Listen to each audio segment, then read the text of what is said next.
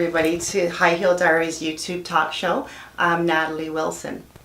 So tell me, how many of you are sitting home right now in some sort of pain?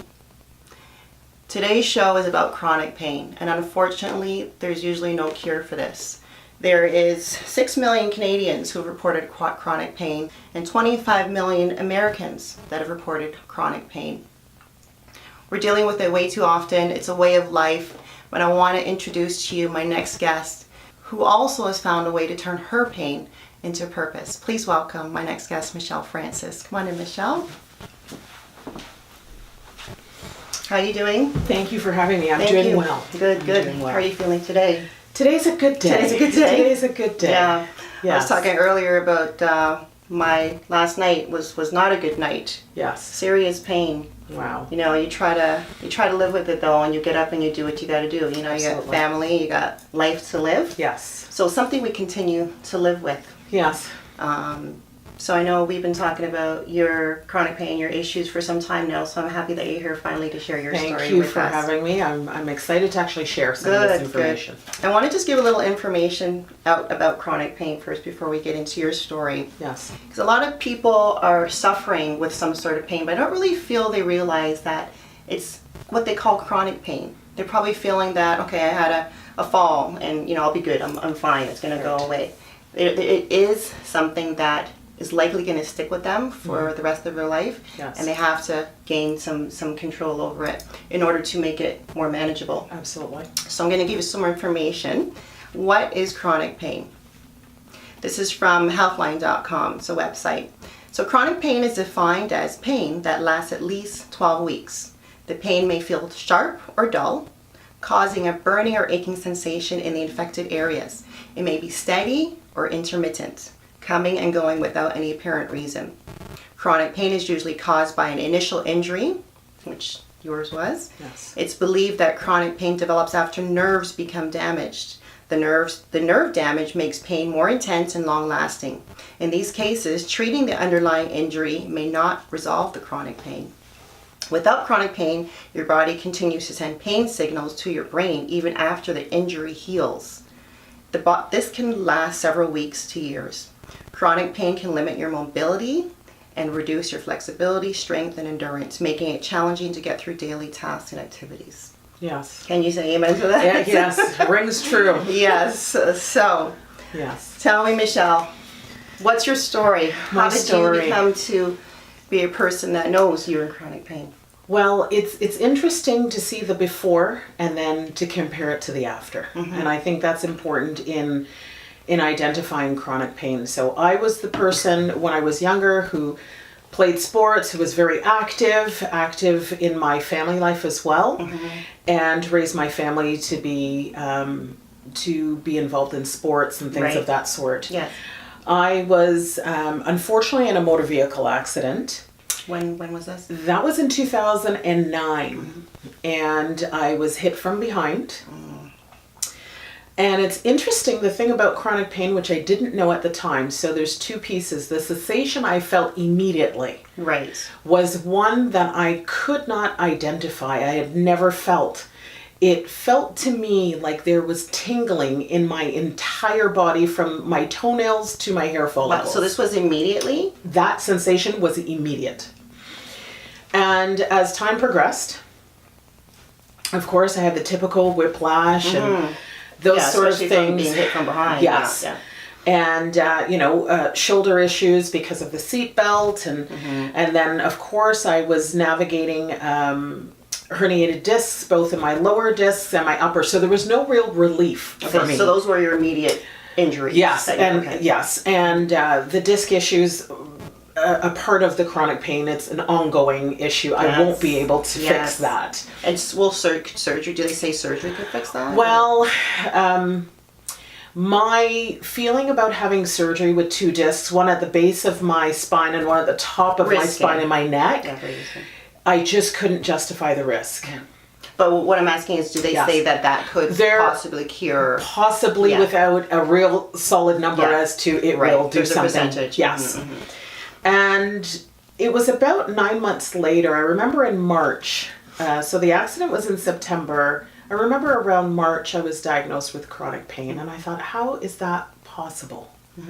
I had noticed I was doing things that I thought would heal me, because I had always focused on my health and sport and that sort of thing, so I knew my body very well. What were those things? Like, what were you doing then? Just mobility, so stretching, walking, continuing with as much normal activities of life that I could do, and kind of moving through dull pain, not sharp pain, but moving through it. Yes, that's a great way to explain it. Yes. Because it's pain that's there. It's not sharp where it's going to really kind of stop you in your tracks. Right. It's just something that you continue to go It's about like your a day shadow with. that follows you. Yes. I so understand it now. I didn't understand it before until now. And when I was diagnosed, I was taken aback because I thought, wow, how does that even happen X amount of months after the fact? But I was almost relieved to know that it had a name. Yes. And I could identify this thing that was happening with me, that I wasn't able to articulate to other people because they couldn't feel it. Right. And that's good that you mentioned that, because my next comment or question was that people can't see your pain, right? Yes. And I wanted you to enlighten those that don't see that pain. They see us and we go around every day and they think that we're okay. Yes. Unless you say something. Absolutely. What is a day in the life of Michelle like dealing with chronic pain? It is, you put on your best face. You put on your best face because as a person who is used to being in control of her life and achieving everything that she put her mind towards, Yes. it was hard to be in a position to have to wait for help. Yeah. You know, as much as taking tins off of a shelf in the grocery store or maybe carrying a basket out to your car to put in your trunk of groceries. You're waiting now on people who work at the grocery store to assist you, and I'll use words like embarrassing. I'll use words like not feeling worthy, not feeling like I was a contributing member of my household any longer. Now, were those things waiting on someone to help you? Was it more for the sake of not causing a flare-up, or was it because you are in pain and you just don't want to make it worse? Like, is it I'm trying to understand, because I know that I can go through the day and be at a certain level of pain, like comfortable pain, if you will. Yes. But there's things that will aggravate it to make it worse. So once you have had a certain level of pain, very heightened, when people usually say on a scale of 0 to 10, I say, I'm 15, I'm 12, and they can't relate to that. And I'll tell you what happens when you're at a 15 or a 12. Your brain is actually overcome by the pain. So your cognitive ability, your ability to focus, to be pleasant, that is out the door. Oh my gosh, I'm saying these things because I understand totally what you're saying right now, because I was telling my daughter the other day, she was trying to talk to me, I was like, I can't talk to you. There's no ability to focus. I can't focus. It's almost like my heart is racing. Yes. My mind is so focused on this pain that I can't do or think anything else. Yes, absolutely. So there are times where, as you say, there's the livable pain, which for other people would be excruciating, but your tolerance has grown, so you just kind of move through it. Yeah. And then knowing that there is a heightened level, you try to avoid exacerbating it by lifting things, by pushing forward. There are days sometimes when you have a good day. You ask me, how was my day? I'll say good. And that day, you know, by any medical practitioner, they'll say, relax, take it easy. But there aren't too many days like that. Yeah. So when you do have them, you want to do a little bit more to feel normal. Yeah. Gardening. Yeah. Doing laundry. Yeah. You know, just basic. Yeah, things that you're everyday things. For. I hear you. So yes, there is a difference between the two. So 2009 was the accident. You're kind of maybe now at a comfortable area where you know how to manage your pain. Do you go through rehab? Yes. Are you on medication? I am not on medication. I found medication for me was not the most comfortable thing. There are side effects that I was not prepared to live through. Yes. And so I really moved to a former world that I knew well, natural foods and alternatives, to be able to have some sense of control, because pain takes you out of control. Yeah. And you really need to get a sense of yourself to be in control. Yes. Medication was not doing that Yes, for me. absolutely. It's kind of just masking the real Yes, problem. yes, absolutely. And so, yes, when you mention, are you at a place where you manage? I think the biggest piece for me is I know my body better You know your body. now. Yes. I listen to it, and I know how many days I can go without stretching. Trial and error, unfortunately. And I know how many days I can go without eating certain types of foods or indulging in other types of foods, or even engaging in maybe stressful conversations or stressful situations that all play a part in the manifestation again, or the onset of the pain. Right. So I'm just far more mindful. Good. And that's what I was going to ask you about your Yes. mind. Your mindset Yes. is. Yes. So your mindset is My mindset is I look at things differently now. There were things that were important to me that are no longer, and things that I took for granted that are highly important. Time with my family, time with friends, absolutely. friendships and relationships that are important in my life, and the ones that are no longer serving me. Yes. Yeah. I've come to realize that this is going to seem odd, but it's where you get to when you're faced with pain and this kind of trauma. Absolutely. There is a plight worse than death, and it's chronic pain.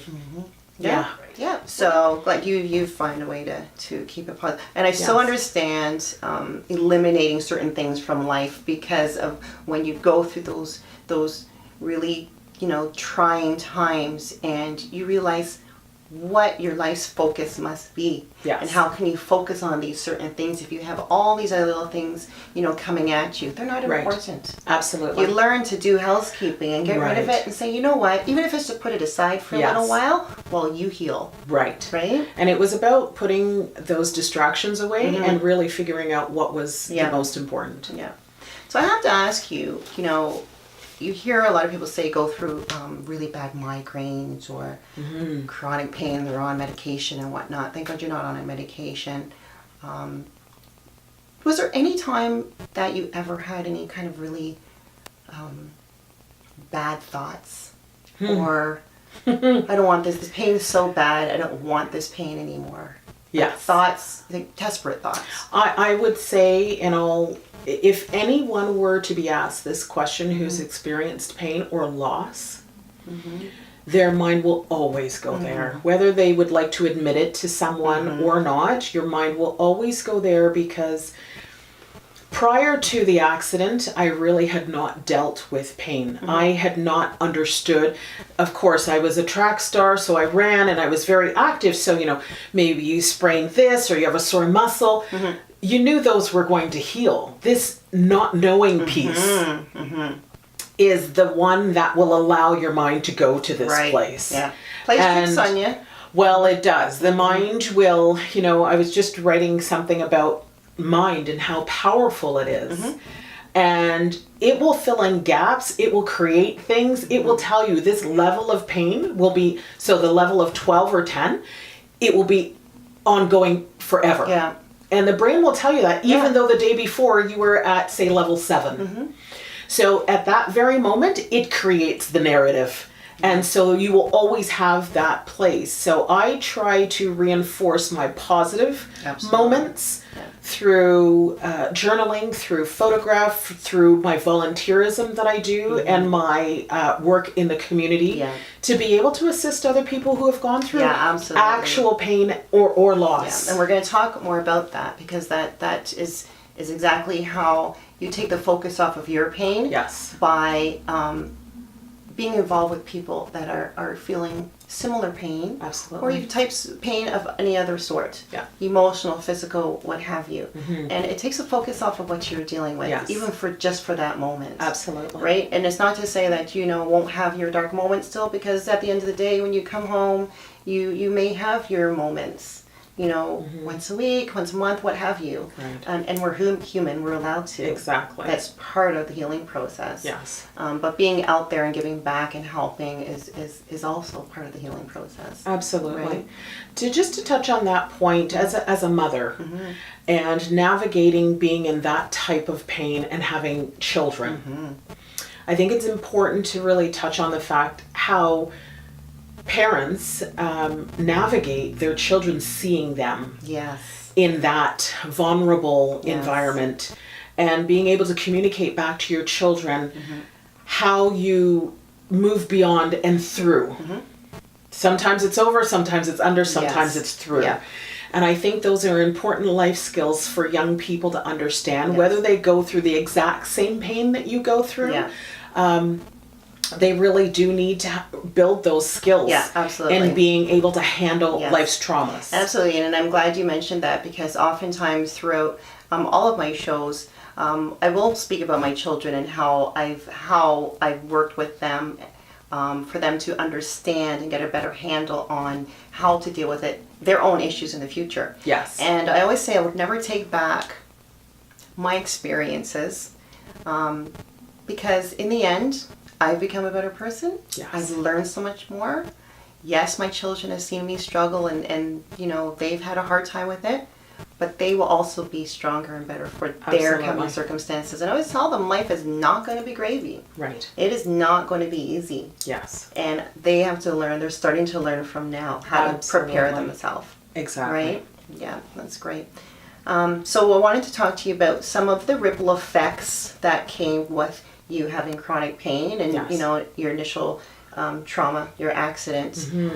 Tell me some more. We want to discuss more about if it affects you financially, your relationships with people, and in what ways did it affect you? Absolutely. My accident was not, you always think it's going to be flames and ambulances, and it wasn't a grandstanded accident. It was almost as if it was orchestrated in some other universe for me to go down a certain path, because it made no sense whatsoever. I was not moving, the person in front of me was not moving, the person in front of them was not moving. It's like, a meteor and came and hit me from behind. So it was hard for me to justify the accident itself until I started moving through life. And there were many challenges. As the type of personality I was, as I said before, there wasn't one thing that I didn't put my mind to that I didn't achieve. And there were multiple, if you get a sense of my personality. And I was at the point where I couldn't even retain a thought moving from if I had to go from my kitchen to downstairs where my laundry machine was, I would actually forget by the time I got downstairs what I was going down there for. And this would happen, and I kept testing myself. I'd go back upstairs, go back downstairs, easily 5-10 times. And so I was just, in a place where, wow, if my body is not under my control and my mind is not under my control, who really am I? And so who was I for myself? Who was I for my community? Because that's what I did. Yeah. And who was I for my family? Yeah. It almost seemed like I didn't exist because I wasn't able to contribute. I wasn't able to be that voice. In my accident, unfortunately, it took a significant, like most families, 2-income families, now down to 1-income family for a number of years. And yes, I was more fortunate than most in that, I didn't have to see myself in a position of bankruptcy or anything of that sort. Right. But I will tell you, there were moments where I'd have to, take a night drive out to the beach and just contemplate things and wonder, how is this going to turn out in the end? Especially when you know that the chronic pain, you don't have an end to it. That's exactly the great unknown. So when am I going to be able to go back to work? Yes. When am I going to be able to, contribute to the family finances? Absolutely. Right? And for me, the biggest thing was because of my injuries being the most extreme parts of my vertebrae, there was no relief. So I couldn't stand for long. I couldn't sit for long. So even when I went to, for instance, community activities, I would be standing and sitting and standing and sitting, and eventually I know, I've got 5 more minutes before I totally unravel, and I need to lay on the ground. That's the only thing. So financially, it was a struggle. Right. Tell me about trust issues. Oh, well, there were a number of challenges that I had with trust. And why I ask you about that is because I know that once you've gone through some trying times, you're better able to weed out those people that you know you can trust, that you know you can rely on. Yes. And those who are supposed to be there for you, who are not really there for you. Yes. Right? Your circle changes quite drastically. Trust for a number of reasons. So with my accident, I had to walk through a legal process, which really diminished my ability to trust those who I thought I could barrel to and leave myself at their hands. And so that was very hard for me, because if no one else, I should be able to trust in that world. Yes. But it was also difficult because we kind of touched on not looking like you're ill. So I refer to it as the walking wounded. And it was hard for me because people would not see me as an injured person. So wearing makeup, listening to upbeat music, smiling, laughing, all of those are considered no-nos for someone with mobility issues. And when you have that and you're still claiming to be have limitations, the general populace cannot reconcile that. And so therefore, you're not really a person who's dealing with disability or mobility issues. I'm so wanting to talk right now because I know so much about what you're talking about. It's like, you can't look like this and be sick. Yes. And you're not sick. Exactly. People stop and helping. You have to justify. Yes. I've had people block me in disabled parking spots wanting me to prove. I've had people yell at me across parking lots when I've parked in disabled parking spots. And it's to the point now where I assess my own pain, whether or not I should take that parking spot. It's like I have to justify for myself now. If it's not extreme weather, if I'm not at a level 10, I am almost not deserving of having that spot. And so if I'm a level 7, and I endeavor to park far away, and I've stayed a little too long at that particular location, I might be a level 10 by the time I get out and can't get to where my car's parked. Being ill or dealing with chronic pain is not a club that everyone wants to join. No. And it's not something we need to write on our foreheads as we walk around and say, by the way, you know, I'm ill, so I need help with this. I need to park here.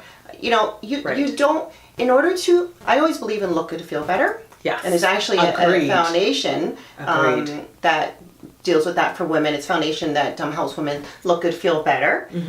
Women that are dealing with cancer. I used to volunteer with them.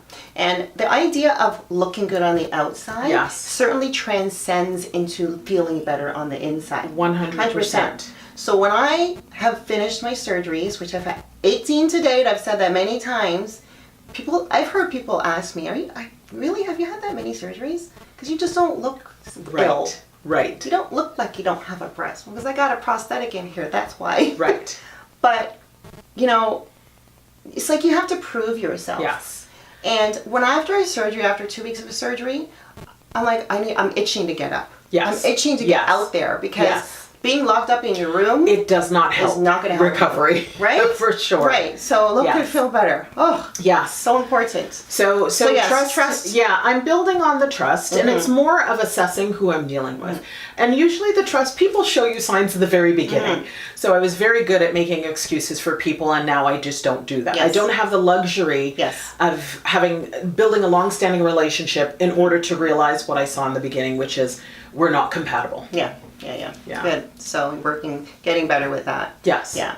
So that's good. It's always a challenging aspect of your healing process, learning how to, keep those close or let certain people go. Absolutely. But it's important part of the healing process. Sometimes people are good for our lives for certain things and not everything. Absolutely.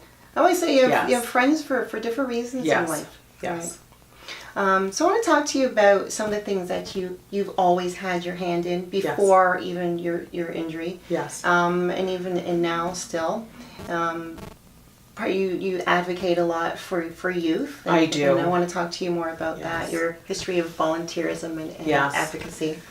I had a really great mentor, my father, and was an absolute believer in volunteerism. He was an award winner for years of service in the community. He's also was a first responder. My mother was a teacher back home and a civil servant here. So really good role models in terms of being able to give back in community. So I was raised that way, and I continue to raise my children that way. That's fabulous, yeah.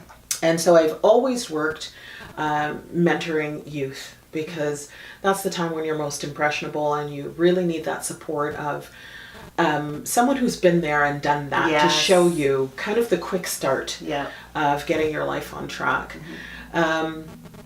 So I've always been the type of person who'd like to grow things. And I think, so I use my analogy of growing food and gardens to raising children and mentoring youth.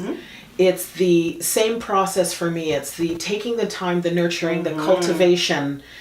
What a great analogy. Yeah. Seeing the fruits of your labor when a young person gets it, they make that connection. Yeah, yeah, for Or sure. the plant first starts to break through the soil.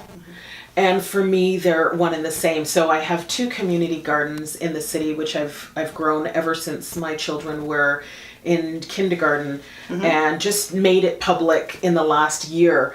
One is focused on engaging seniors, almost as a social community, so that they can start kind of showing the world what they grew up And with. what is that? What are they called? So Living Green Community Gardens. One is in Pickering and the other one is in Oshawa. And I was very fortunate last year to receive an award from the city and from the House of Commons for that, and fabulous. sustainability. What was that award? Sustainability. Sustainability. Yes. Fabulous. Yeah. Congratulations on Thank that. you. Thank you. But I continue to volunteer because I think that is what we're here for. I think the journey that we have in life, the positive and the things that are less glamorous, are not only opportunities for us to grow and stretch ourselves, but opportunities for other people to learn from us. Absolutely. And so the more that you can find your way to share those is really what I believe we're here for. And that's just strictly for paralegals? In that, no, actually, I've judges, lawyers, law clerks, paralegals, anyone who is licensed within that legal field. So I'm licensed under the Law Society of Upper Canada. Yes, which now is the Law Society of Ontario. Oh? Yes. How did I not know that? Okay. So yes, it's been amazing for me, and because I have real comparable examples to share, it has really just enhanced my life. Right. In that vein, I've worked with MPPs in tabling a bill in its first hearing, which is a bill to protect personal injury victims and make sure that some of the challenges that I face, that they will not have to walk through. Good. And that again for me was one of those moments where I said, well, I can walk away from this or I can try to do some good with it. And you know, I was a little torn. But the response that I received from so many lawyers congratulating me, thanking me for putting a spotlight on an area that they knew had concerns. Yes. For me, it was, wow, you know, now I understand why all of this is happening. Right. So you know? you that was your pain turned into purpose. Absolutely. Through all these things, but definitely through this, because on a broader scale, Yes. you can help others. Yes. Right? Yes. So that's great, the members' bill. So it was passed? It's in first reading. It's past first reading, so there's still a little ways to go. Yeah. But the good thing is, I endeavored to throw my expertise into the ring and run for MPP in this election, 2018. Awesome. And so, therefore, I am an unbranded candidate running for MPP in Pickering-Uxbridge. Pickering-Uxbridge. Yes. So remember my community, Michelle and Francis. that's important for me because this is my community for a long time. I've done a lot of really good work here, helping family members who have gone through loss of their children, and parents navigating behavioral issues with their children as well, and just really being that community figure that people can call on when they are in their time of need. And I guess one of the ways that I can really know that I'm making an impact, you know, you're on social media when somebody puts your name in because a community member's having a challenge and you know that that's a referral for you to advocate for them. Yes. that's when you know you've really done good work. Absolutely. Yeah, you absolutely. really have. So So you've been through so much, and you're touching in so many different areas that I think every household yes, can relate to in Yes. something that you are representing, something Yes. that you have been through, that you are now advocating for everybody else. absolutely. So in this region especially, we're having a lot more families of, great cultural backgrounds, different Yes. cultural backgrounds it's been happening for a while, but they're migrating here, and they're, Absolutely. it's happening. So it's very, very nice to see a woman of, nice cultural descent, where Yes. your background is. Antiguan, and Antiguan. we have some Right. Asian somewhere, but Yeah, you know. but Toronto, Durham, Canada is just such a big melting pot. It is. And there's representatives from all different nationalities, Yes. and I just love to see that. So fabulous. We've talked about a lot and shared a lot. Yes. I want to know from you. I obviously know the answer to this, but out of your mouth, do you believe that your purpose is being fulfilled here? For what you really came here for, what God put you here on this planet, do you really feel that through your circumstances, Yeah. your pain is now turned into a purpose? And I feel that. I definitely Yeah. see that. Yes. And even before you had your injury, you Yes. had your hands in it, for sure. Yes. Yes. Yeah. It when I made the decision to take a shift and focus on the Henry Alexander House, it seemed like everything was coming together for me. With the gardens, which was an important piece for young people. It's people always commune over food. My husband's a chef, so I'm always focused on food. for sure. But the growing of food, so putting in labor together, the cooking of food, Yep. eating together, we have, as much as we are a huge melting pot, we've actually become so distant away from each other unless we have a tragedy. And this is an opportunity for this to be a place of refuge for people to reconnect. I know when I was going through some of my more challenging moments, I always wanted somewhere to go to. It was to get out of the house, to go to somewhere where I had other people. Yes. And I couldn't find one place that was consistent. They were either closed at 5 o'clock or they won't open on the weekends. And my focus was to have a place that really is open all hours so people can come. And if they needed to, stay a night, stay 2 nights. So is that Henry Alexander House such that it's... Yes, so it has a And it's- component of respite. So we Okay. have 4 bedrooms. We have 2 kitchens. So we do life skills from cooking to laundry, staying sometimes if you need to, because you just need to get away from the environment. And then times where you can just come and I need to brush up on my networking skills, or I need to sharpen my communication and presentation skills. Or I just want to see who else is over at the Henry Alexander House, and can I sit down and just have a tea? Can I go to the herb garden and start making something and maybe cook for other people Right. who are coming for a session? And I think what's more is that these people are people that are dealing with the same things, so we Yes. have that in common. Absolutely. So they understand. Absolutely. Yeah. So that's a fabulous thing. I need to come for a visit. Yes. Definitely. I don't want to volunteer and help out. Thank you. Definitely want to be a part of that. And something great for the children, teenagers to be, the youth to Yes. be involved in. Yes, Right? absolutely. Fabulous, Michelle. So I want you, if you can, just turn to the camera. Yes. For those who are dealing with chronic pain, and that are even newly discovering that they have this pain that's not going to go away, Yes. how they can maintain, what mindset they need to have Yeah. in order to maintain and stay positive, because they have to continue to live, Yes. work possibly, take Right. care of family. Yes. And so give us a little word of advice to the viewers, if you will. I would say for those who are finding their way through this new world and new life, the focus for me was making sure that I was able to give back and help others through it. It helped to distract my mind from what I was currently navigating. And I established routines and rituals for myself. Getting up every day, making sure I got out of the house, whether it was winter or summer, and mobility, moving. Stretching, walking, leaving from my house, going to the coffee shop and coming back. But it really, not moving and not getting out there breeds more not moving and not getting out there, and which unfortunately is not a great outcome for navigating chronic pain. Please, please know that you are not alone. There are many walking wounded. We do a good job at putting on that, I've got it all together, because we have lived so much vulnerability and so much exposure and criticism that we just can't endure anymore. But we're out there, and definitely reach out through High Heel Diaries for sure, because we want to support each other. Yeah. We will not judge, and as I said walking in, today's a good day. But not every day is going to be, and you need to have endurance to outrun chronic pain. Yeah. Thank you for that. You're welcome. Thank you. Yeah.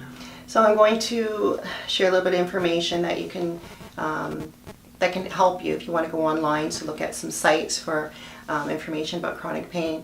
But we are here talking about Michelle Francis' story. And yes, it's probably relatable to a lot of you as well. But please, if you feel something and you're not sure what it is, seek medical advice. So, some support and informational sites.